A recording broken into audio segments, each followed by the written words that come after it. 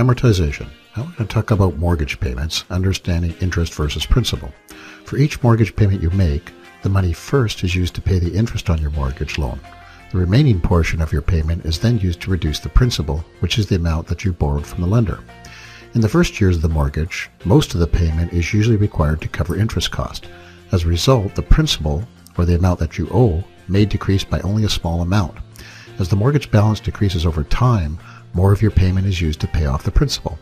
The key to saving money on your mortgage is to pay off the principal as fast as possible. Here are 3 strategies you can use to pay off your mortgage faster. Number 1, you can increase the amount of your payments. Most of the lenders will allow you to increase your payments by 10 to 30% each year. This extra amount gets applied to your principal and accelerates how fast you pay off your mortgage, which shortens your amortization. Number 2, you can make extra lump sum payments. Most lenders will allow you to make payments of 10% to 30% of the original balance each year. These extra funds are also applied to your principal. Number 3, you can change the frequency of your payments. Most lenders will allow you to make accelerated bi-weekly payments. For example, instead of making one payment a month for say $1,000, you can make a $500 payment every second Friday. This effectively adds one full payment a year because you are actually going to make 26 half payments, which is equal to 13 full payments rather than the 12 monthly payments you would have made on the monthly frequency. This extra $1,000 is applied to your principal and accelerates the payout of your mortgage. Choosing an amortization period. The amortization period is the length of time it takes to pay off your mortgage in full. The longest amortization period on a mortgage that is high ratio, which means you have less than 20% down payment, is 30 years. If your down payment is 20% or more, it is called a conventional mortgage and you can get an amortization as long as 40 years. Although a longer amortization period means lower mortgage payments, you'll pay more interest overall. One strategy is to take the longest amortization allowed so that you only have to commit to a small payment, but then use the 3 prepayment strategies to pay off the mortgage as soon as possible.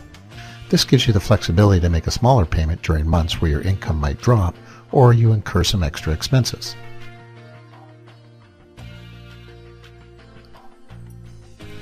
Let's look at the impact of the total interest you pay when you reduce your amortization.